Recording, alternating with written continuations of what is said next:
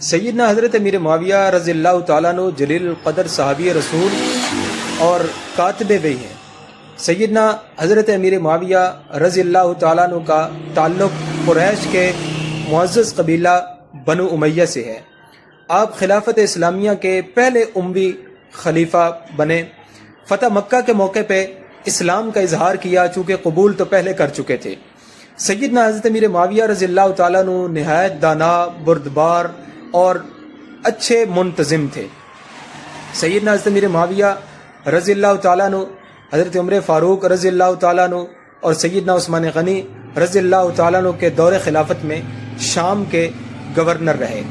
سیدنا حضرت امیر معاویہ رضی اللہ تعالیٰ عنہ نبی علیہ الصلاۃ والسلام کے کاتب تھے۔ آپ نے قرآن مجید کو بھی لکھا۔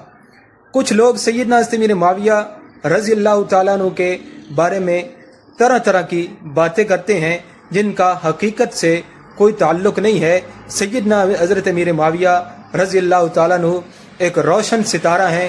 سیدنا حضرت امیر معاویہ رضی اللہ تعالیٰ عنہ مسلمانوں کی آنکھوں کا نور ہیں، دل کا سرور ہیں۔ لہٰذا امیر معاویہ رضی اللہ تعالیٰ عنہ کے بارے میں کبھی بھی غلط خیال اپنے دلوں میں مت لائیے گا۔